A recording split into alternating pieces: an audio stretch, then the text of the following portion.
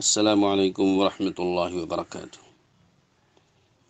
الحمد للہ رب العالمین والصلاة والسلام علی رسولہ سیدنا و نبینا محمد وعلی آلہ واصحابہ اجمعین، اما بعد۔ محترم سامعین کرام، دوستو، بھائیوں اور معزز خواتین، آج ہماری فقہی مسائل کی مجلس کا یہ آغاز ہے اور سلسلہ ہے، اور آپ کے سامنے ہم ایک نیا عنوان پیش کر رہے ہیں جو ممکن ہے آپ نے ابھی تک سماعت نہ فرمایا ہو، اور اس میں کچھ ایسی باریک باتیں اور اہم باتیں آپ کے سامنے لانے کی کوشش کی جائے گی اللہ تعالیٰ کی توفیق سے، جو آپ نے ممکن ہے کہ زندگی میں کبھی نہ سنا ہو، اور یا ہو سکتا ہے بعض حضرات نے کچھ چیزیں سنی ہوں اور کچھ نہ سنی ہوں۔ بہرحال اللہ تعالیٰ نے اس موقع پر ایک اہم موضوع سے متعلق بات کرنے کے لیے دل میں خیال پیدا فرمایا، اور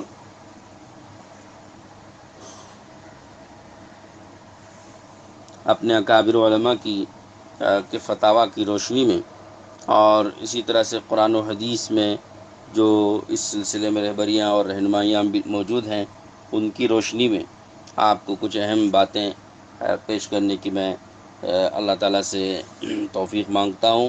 دعا فرمائیے اللہ مجھے توفیق عطا فرمائے، اور سننے والوں کو بھی عمل کی اور توفیق نصیب فرمائے، اور علم میں ہم سب کے اللہ تعالیٰ اضافہ فرمائے۔ آج کا موضوع ہے صدقات کی قسمیں اور ان کے احکامات۔ صدقہ کی جمع ہے، اور ہم نے گزشتہ موقعوں پر صدقہ کسے کہتے ہیں یہ بتا دیا تھا۔ صدقہ کے اصل معنی تو یہ صدق سے ماخوذ ہے کہ ہر وہ کام جو ایک مسلمان اپنی سچائی ظاہر کرنے کے لیے جو پیش کرتا ہے، کہ جیسے مال کا صدقہ ہے، مال کا صدقہ تو مال اللہ کے نام پہ لگاتا ہے، اور وہ یہ ظاہر کرتا ہے کہ میں اپنے قول و فعل میں سچا ہوں، کہ میں صرف اور صرف اللہ کی رضا کے لیے میں یہ لگا رہا ہوں۔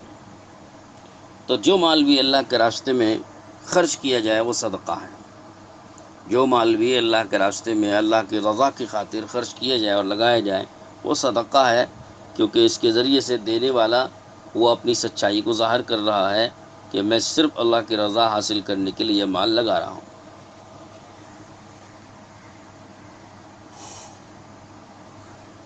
اب صدقات کی مختلف قسمیں ہیں۔ کچھ صدقہ فرض کہلاتا ہے، کوئی صدقہ واجب کہلاتا ہے، کوئی صدقہ نفلی کہلاتا ہے، اور ایک لفظ اور آتا ہے خیرات کا، اور ایک اور چیز ہے ہدیہ۔ کوشش کروں گا کہ ان سب چیزوں کو میں واضح کر دوں۔ صدقہ فرض جو ہے وہ زکوٰۃ کو کہتے ہیں، اس لیے کہ کوئی صدقہ فرض سوائے زکوٰۃ کے اسلام میں نہیں ہے۔ اسلام ہی ایک ایسا صدقہ ہے جو فرض ہے، زکوٰۃ ہی ایک ایسا صدقہ ہے جو فرض ہے اسلام کے اندر، اور اس کی تفصیلات تو آپ نے پچھلی ہماری مجلسوں میں سماعت فرما لی ہے۔ اب دوسری قسم رہ گئی صدقہ واجبہ۔ تو صدقہ واجبہ کسے کہتے ہیں؟ یعنی واجب صدقہ، جو صدقہ کرنے والے پر واجب ہے، مسلمان پر واجب ہے۔ بعض صدقہ واجبہ ایسے ہیں جو ہر مسلمان پر واجب ہوتے ہیں، اور بعض صدقہ واجبہ صرف بعض لوگوں پر جو واجب کر لیتے ہیں یا ان کے اوپر واجب ہو جاتا ہے ان پر واجب ہوتا ہے۔ صدقہ واجبہ کی مختلف اقسام ہیں۔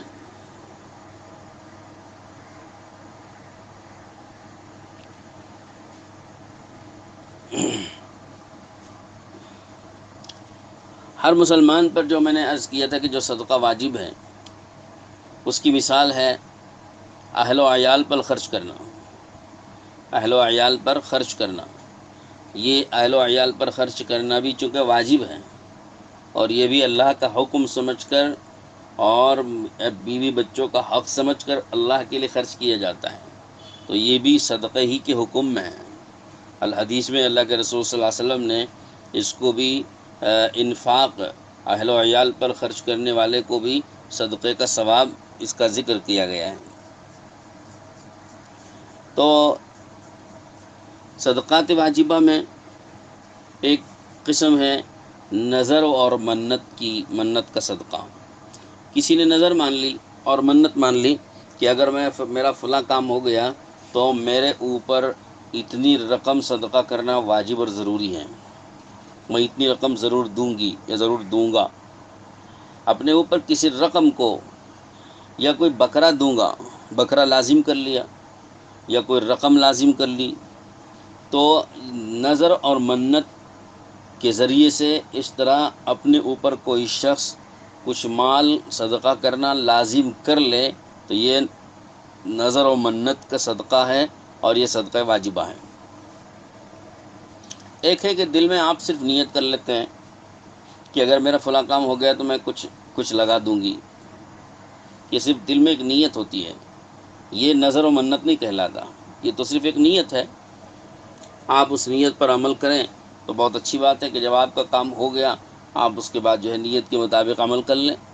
یہ ایک اللہ سے عہد ہوتا ہے، جو بندہ اللہ سے کہتا ہے کہ اے اللہ کہ اگر میرا فلاں کام ہو گیا تو میں آپ کے نام پر آپ کے لیے اتنا میں لگا دوں گی. تو یہ ایک دل میں نیت ہے. تو صرف اس طرح نیت کرنے سے یہ واجب تو نہیں ہوتا، لیکن پورا کر لینا بہتر ہے.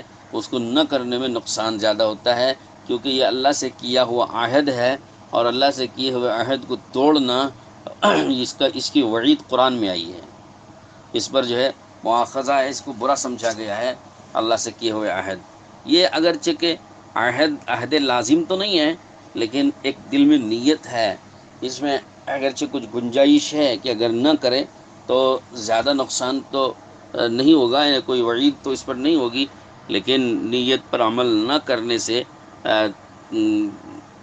چھوٹا موٹا نقصان یا خسارہ ہو سکتا ہے. اس لیے اگر کسی کام کے ہونے پر آپ نے دل میں نیت کر لی تو اس کو پورا کر لینا بہتر ہے، نہ پورا کرنے سے احتیاط کرنا چاہیے. لیکن نظر و منت اس سے ذرا اور مضبوط اور اعلیٰ قسم ہے کہ دل میں مضبوط نیت کر لیتے ہیں اور دل کے اندر اس چیز کے خیرات کرنے اور صدقہ کرنے کو لازم کر لیتے ہیں. جب دل کے اندر آپ کسی چیز کو خرچ کرنا لازم کر لیتے ہیں تو اسی کا نام ہے نظر و منت. یہ قسم کے درجے میں ہوتا ہے. بعض لوگ قسمیہ کہتے ہیں کہ اللہ کی قسم کھا کے کہہ دیتے ہیں، اور اگر کوئی ہمارے ہاں عام طور پر ایسا اللہ کی قسم کھا کے کہنے کا رواج تو نہیں ہے، لیکن عربی زبانوں میں ایسے الفاظ موجود ہیں کہ للہ علیہ فلان للہ علیہ کذا، کہ اللہ کے لیے میرے اوپر لازم ہے کہ میں فلاں چیز میں صدقہ کروں. یعنی اللہ کے لیے کسی چیز کو خرچ کرنا اپنے اوپر لازم کر لیتے ہیں. عربی میں اس کے الفاظ موجود ہیں، ہمارے اردو میں اس کے الفاظ متعین نہیں ہیں، لیکن آپ تو بات سمجھ گئے کہ اپنے ذمے کسی چیز کو لازم کر لیتے ہیں، ضروری کر لیتے ہیں. فلاں کام ہو گیا تو میں اتنا خرچ ضرور کروں گا، تو اسی کا نام ہے نظر و منت. چاہے اس میں قسم کے الفاظ استعمال کریں یا قسم کے الفاظ اس میں استعمال نہ کر کے اس کے متبادل اس کے قریب الفاظ استعمال کریں، دونوں برابر ہے.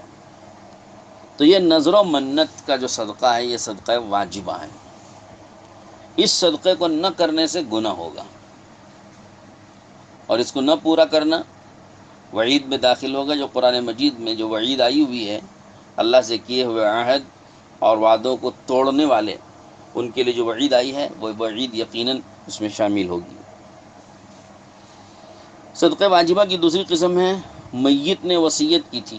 کوئی مرنے والے شخص ہیں، انہوں نے وصیت کی تھی کہ میرے مال میں سے اتنے پیسے فلاں مسجد یا فلاں مدرسے یا فلاں غریب کو صدقہ کر دو، میری طرف سے ہمارے ایصال ثواب کے لیے صدقہ کر دو۔ انہوں نے وصیت کی تھی، تو وصیت کے بعد وارثین پر اس وصیت کا پورا کرنا لازم ہے۔ اگر وہ پورا نہیں کرتے ہیں تو وہ گنہگار ہوں گے۔ مورث نے جیسے وصیت کی ہے اس کو 1/3 مال میں اس کا پورا کرنا لازم ہے۔ یاد رکھیے، وہ جو مال چھوڑ کے جا رہا ہے وہ اس کا اپنا مال تھا، اور اس کے اپنے مال میں مرنے سے پہلے اس کو حق تھا کہ اپنے مال کو اپنے کام میں لائے اور اپنے ضرورت میں استعمال کرے۔ اس کو آخری موقع پر اس کا موقع نہیں ملا تو اس نے وہ کام اپنے وارثین کے حوالے کر کے چلا گیا، تو وارثین پر اس کا پورا کرنا لازم ہے۔ علماء نے لکھا ہے کہ وصیت پورا کرنے تک میت کا اس پر حق برقرار رہے گا، کیونکہ وہ میت ہی کا مال تھا تو میت پر اس کا حق برقرار رہے گا۔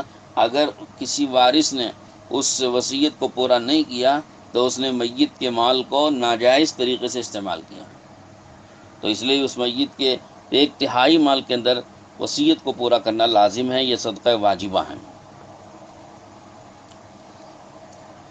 اسی طرح سے ایک قسم ہے نماز اور روزوں کا فدیہ۔ بعض لوگ اس بڑھاپے پہ پہنچ جاتے ہیں کہ اب وہ نماز پڑھنے کی طاقت نہیں رکھتے ہیں، اشارے سے بھی نماز پڑھنے پر قادر نہیں ہیں۔ ایک ہے کہ کھڑے ہو کے نہیں پڑھ سکتے تو بیٹھ کے پڑھنے کے لیے حل موجود ہے، بیٹھ کے پڑھیں۔ بیٹھ کے بھی پڑھ نہیں سکتے ہیں تو حل موجود ہے کہ لیٹ کے پڑھیں۔ لیٹ کر بھی پڑھنے کی ان میں طاقت نہیں ہے، اور وضو استنجا اب نہیں کر سکتے ہیں، استنجا وضو بھی کر نہیں سکتے ہیں، تو اشارے سے پڑھیں، ان کو تیمم کرا دیا جائے، تیمم کرا دیں اور وہ لیٹے لیٹے اشارے سے نماز ادا کریں۔ اگر کوئی مریض اس حالت پہ پہنچ جائے کہ اب اشارے سے بھی نماز نہیں پڑھ سکتے تو ان پر سے نماز ساقط ہو گئی۔ اب جتنی نمازیں ان کی چھوٹیں گی ان میں ہر نماز کا فدیہ دے دینا پڑے گا، ہر نماز کا ایک فدیہ۔ اسی طرح سے روزہ رکھنے والا مسئلہ ہے۔ بعض ایسے بوڑھے اور ایسے کمزور ہیں کہ اب روزہ رکھنے کی ان کو طاقت نہیں ہے، اس وقت میں طاقت نہیں ہے، لیکن کیا اب طاقت نہیں ہے؟ رمضان گزرنے کے بعد 1-2 مہینے گزر کے طاقت آئے گی، اور ان کو کچھ کھا پی کے دوا لے کے کچھ طاقت آئے گی تو پھر انتظار کریں گے۔ اگر یہ تو امید نہیں ہے کہ دوبارہ ان کو روزہ رکھنے کی طاقت ملے گی تو اب وہ ان روزوں کا فدیہ دے سکتے ہیں۔ اسی طرح سے کوئی بیمار اور مریض ہے، اور اتنا بیمار اور مریض ہے کہ ان کو اپنی بیماری سے اب چھٹکارا پانے کی کوئی امید نہیں، اور موجودہ اس بیماری میں وہ روزہ رکھ نہیں سکتے ہیں، اور آئندہ بھی اس بیماری سے صحت یاب ہو کے روزہ رکھنے کی ان میں طاقت پیدا ہو، یہ بھی ممکن نہیں ہے۔ تو ایسے بیماروں کے روزے چھوٹنے پر بھی ان کے روزوں کا فدیہ دیا جا سکتا ہے۔ ہر روزے کا ایک فدیہ ایک صدقہ فطر کے برابر، اور ہر نماز کا فدیہ بھی ایک صدقہ فطر کے برابر ہے۔ یہ جو فدیہ ہے، یہ فدیہ نمازوں کا، روزوں کا فدیہ، یہ بھی صدقہ واجبہ میں آتا ہے۔ تو 3 ہو گئے۔ چوتھی قسم ہے روزوں کا کفارہ، مال سے اگر کوئی ادا کر رہا ہے۔ جیسے بعض حالتیں ایسی ہوتی ہیں، جیسے ہم نے بتایا تھا کہ روزوں کی قضا بھی واجب اور کفارہ بھی واجب ہوتا ہے۔ کفارہ 60 روزے مسلسل رکھنا واجب ہوتا ہے کفارہ۔ اگر اس کی طاقت نہ ہو تو 60 مسکینوں کو کھانا کھلانے کی اجازت دی گئی ہے۔ تو وہ جو 60 مسکینوں کو کھانا کھلائے گا تو یہ صدقہ واجبہ کہلاتا ہے، کہ اگر 60 مسکینوں کو کھانا نہ کھلائے لیکن اس کی بقدر رقم صدقہ کر دے تو یہ صدقہ واجبہ ہیں۔ پانچویں قسم ہے، پانچویں مثال ہے صدقہ فطر کی۔ یہ بھی صدقات واجبہ میں سے ہے۔ صدقہ فطر جو عید الفطر کے موقع پر نکالا جاتا ہے، اور بعض حضرات ابھی رمضان ہی میں نکال دیتے ہیں صدقہ فطر، یہ بھی صدقات واجبہ میں سے آتا ہے۔ 6 نمبر پہ چرم قربانی کی قیمت۔ قربانی کی جو کھالیں ہیں اس کا حکم گوشت کی طرح ہے۔ قربانی کا گوشت آپ خود بھی کھا سکتے ہیں، غریبوں کو دے سکتے ہیں، امیروں کو دے سکتے ہیں، رشتہ داروں کو دے سکتے ہیں۔ اسی طرح کھال کا بھی حکم ہے کہ خود بھی استعمال میں لاؤ، چاہے غریب کو دو، چاہے امیر کو دو، کسی رشتہ دار کو دے دو کھال۔ لیکن اگر آپ نے قربانی کی کھال فروخت کر دی، اب وہ اس کی قیمت جو آپ کو آئی ہے وہ قیمت صدقہ کرنا واجب ہو جاتا ہے۔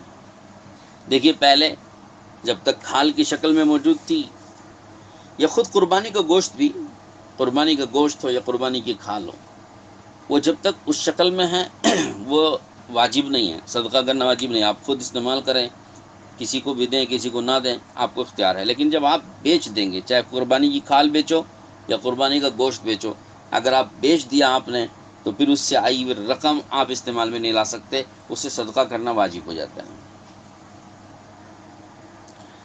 چاہیے قربانی کی کھالیں آپ بیچیں یا وصول کرنے والے بیچیں، حکم ایک ہی ہے۔ ساتویں قسم ہے انٹرسٹ کی رقم، سود کی رقم۔ بینک کا انٹرسٹ آپ کو آیا ہے، یا اختیاری پراویڈنٹ فنڈ، پی ایف، اختیاری پی ایف، آپ اپنے اختیار سے جو پی ایف بناتے ہیں، اس سے آیا ہوا، اس سے آئی ہوئی، اس پر آئی ہوئی زائد رقم، وہ بھی انٹرسٹ کے حکم میں ہوتی ہے۔ تو یہ جو رقم ہے انٹرسٹ کی، یہ ساری کی ساری واجب التصدق ہے، یعنی اس کا صدقہ کرنا واجب ہے، آپ استعمال میں نہیں لا سکتے، تو اس کا صدقہ کرنا واجب ہو گیا۔ تو یہ بھی صدقات واجبہ میں سے۔ اور ایک آٹھویں قسم حرام کمائی ہے، حرام مال کسی کے پاس ہے۔ اب حرام مال، اس کے سلسلے میں حکم تو یہ ہے کہ اس حرام مال کو جو شخص اس کا مالک ہے، اس کے مالک تک اس کو پہنچا دینا واجب ہے۔ اگر آپ کو مالک معلوم نہیں ہے یا مالک زندہ نہیں ہے، مالک اگر زندہ نہیں ہے تو اس کے وارثین تک پہنچانا لازم ہے۔ مان لیجئے کہ مالک بھی معلوم نہیں ہے، اس کے وارثین بھی معلوم نہیں ہے، یا اگر آپ کو معلوم تو ہیں لیکن ان تک پہنچانا بالکل متعذر اور محال ہے، ناممکن ہے، اس صورت میں اس مال کو صدقہ کرنا واجب ہے اس کی نیت سے، ان کی طرف سے صدقہ کر دینا، جس کا یہ مال ہے ان کی طرف سے صدقہ کر دینا واجب ہے۔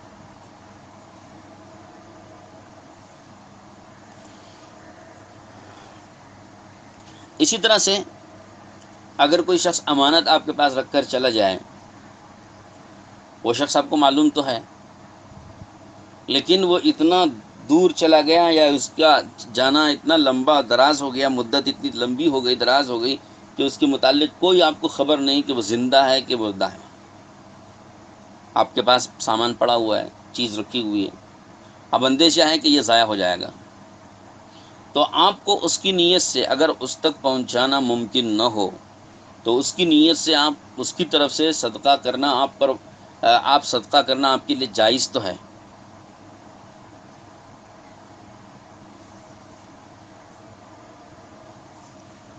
اس کا صدقہ کر دینا جائز ہے، لیکن آپ اگر اپنے استعمال میں لاتے ہیں تو اپنے استعمال میں لانا جائز نہیں ہے۔ تو یہ چند واجب صدقات کی ہم نے آپ کو قسمیں بتائی ہیں۔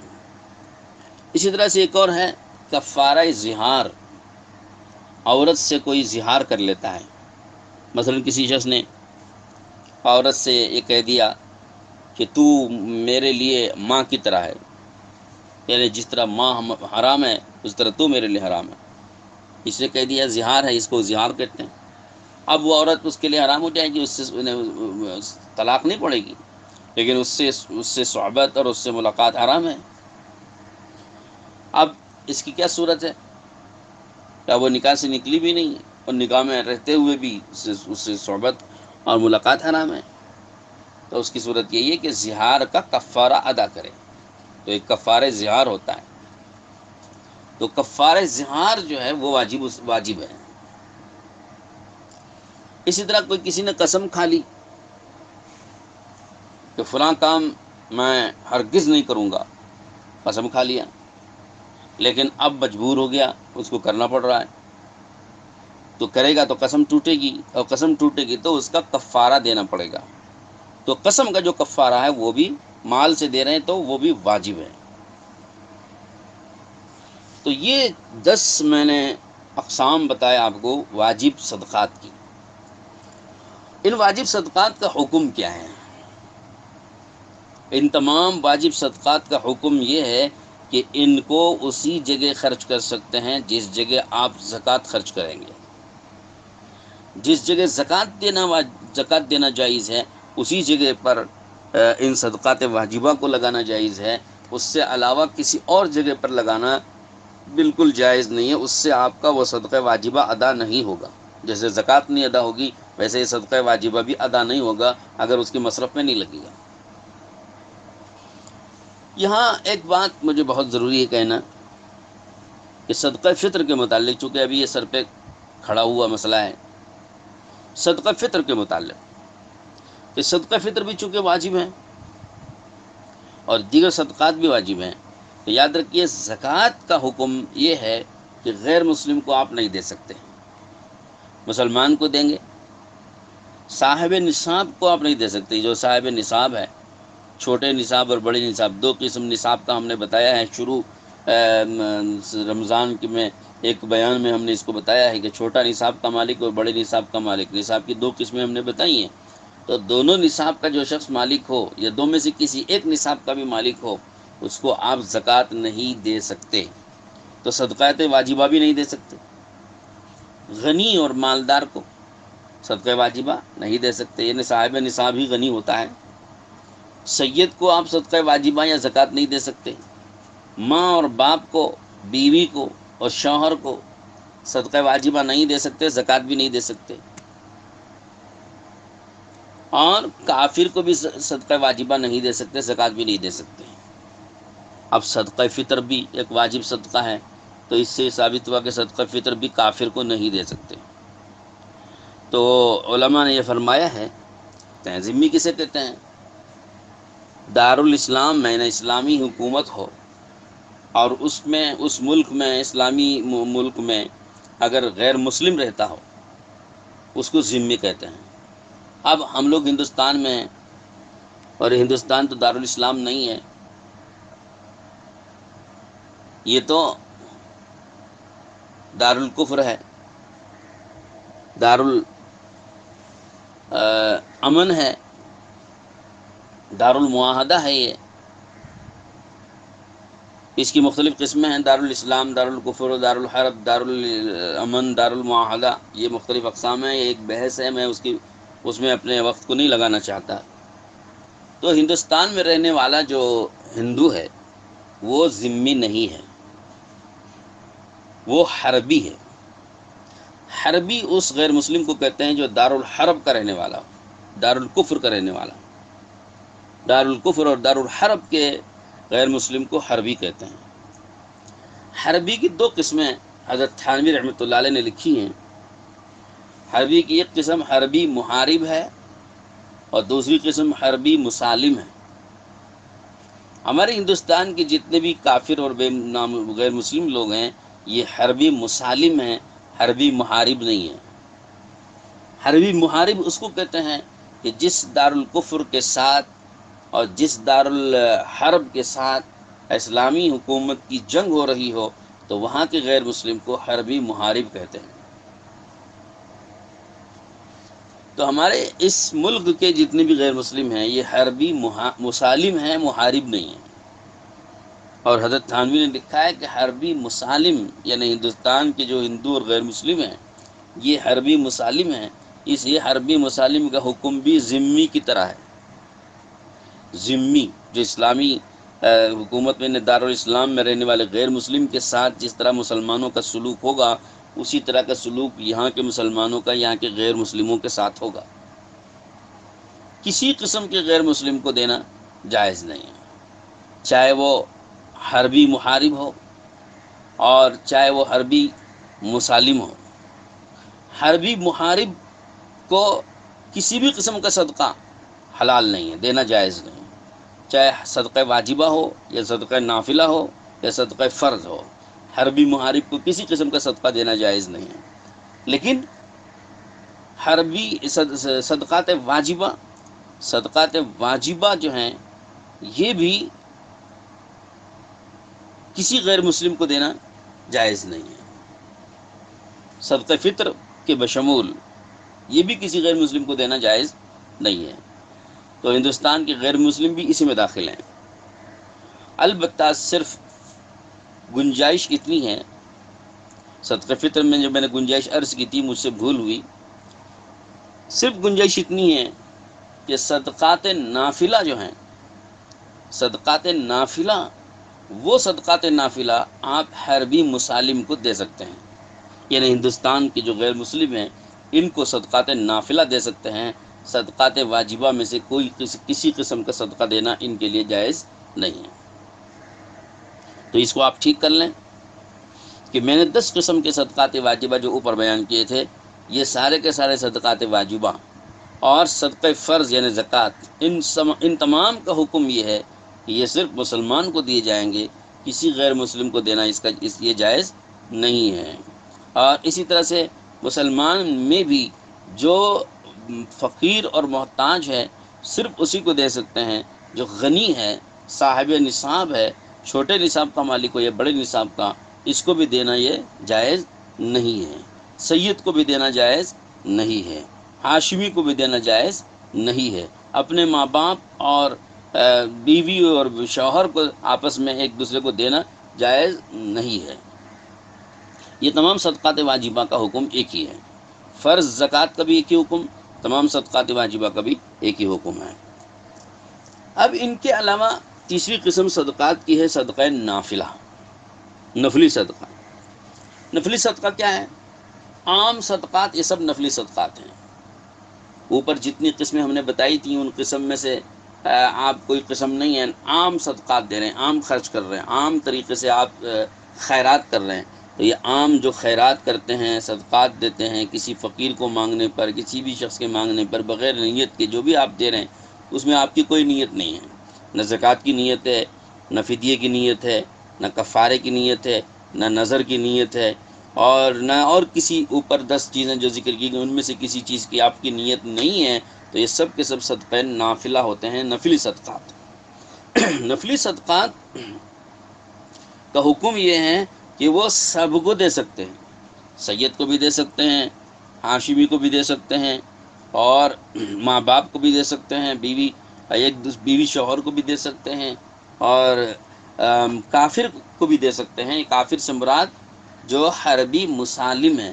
یعنی ہندوستان جیسے ملک کا رہنے والا غیر مسلم ہے، اس کو بھی آپ صدقہ نافلہ دے سکتے ہیں۔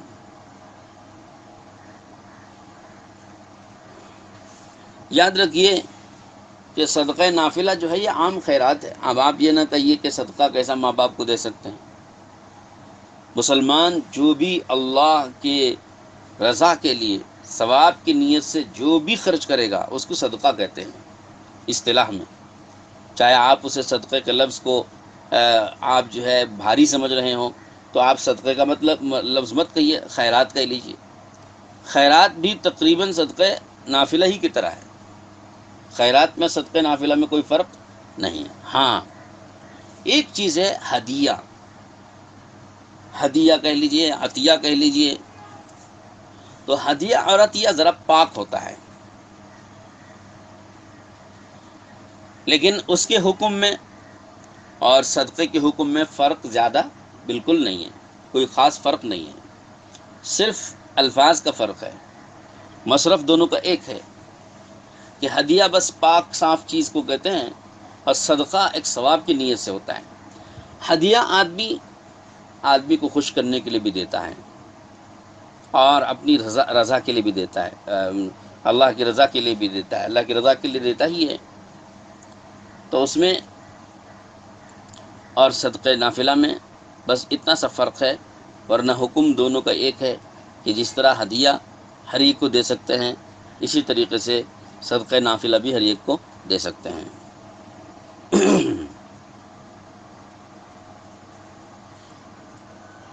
تو محترم سامعین، یہ چند اہم اور ضروری مسائل تھے جو صدقے کے سلسلے میں ہم نے عرض کیے۔ ایک چیز یہ رہ گئی کہ جنازہ جو جاتا ہے، جنازہ جو اٹھا کے لے جاتے ہیں، جنازے کا پلنگ، تو اس میں بسا اوقات اوپر چادر ڈلی جاتی ہے، اور کبھی میت کو اٹھانے رکھنے کے لیے کوئی چادر کا استعمال ہوتا ہے، اور اسی طرح سے اس میں کچھ بوریے ہوتے ہیں، کچھ چٹائیاں ہوتی ہیں، کچھ ایسی چیزیں اس میں ہوتی ہیں اور وہ دفن کرنے کے بعد وہ بچ جاتی ہیں، رہ جاتی ہیں، تو اس کو خریدنے والے خود میت کے وارثین ہوتے ہیں، میت کے وارثین نے اپنے مال سے اس کو خریدا ہے۔ تو جب وہ اس کا کام ختم ہو گیا، اب وہ چیز واپس قبرستان سے واپس آ رہی ہے، تو اس کا کیا کرنا چاہیے؟ تو اس کا حکم یہ ہے کہ وہ میت کے وارثین کی چیز ہے، وارثین اس کو واپس اپنے گھر لے جا سکتے ہیں، اور اگر وہ اس کو گھر لے جانا اچھا نہیں سمجھتے ہیں تو صدقہ کر دیجئے، لیکن یہ صدقہ واجب نہیں ہے، لازم نہیں ہے، یہ صدقہ نافلہ ہے، آپ جیسے چاہے دے سکتے ہیں، مسجد میں دے دیں، مدرسے میں دے دیں، مؤذن صاحب کو دے دیں، یا قبر کھودنے والے کو دے دیں، کسی کو بھی آپ دے سکتے ہیں۔ لیکن ایک بات اس میں خاص خیال رکھنی چاہیے، اگر میت کے مال سے اس کو خریدا گیا ہے تو پھر ایسی صورت میں سارے وارثوں کی رضامندی شرط ہے۔ اگر وارثوں میں نابالغ بچہ ہو تو اس کی رضامندی معتبر نہیں ہے، تو جب ایسی بات ہے تو پھر اس کا صدقہ کرنا صحیح نہیں ہے، تو لہٰذا اس کا آپ کو خیال رکھ لینا پڑے گا۔ اس لیے بہتر ہے کہ میت کے مال میں سے خرچ کرنے کے بجائے کوئی آدمی، دوسرے لوگ، بڑے لوگ اپنے مال میں سے خرچ کر دیں، تو جب جنہوں نے خرچ کیا ہے ان کو اختیار ہوگا کہ وہ جہاں چاہے لگا دیں اس کو۔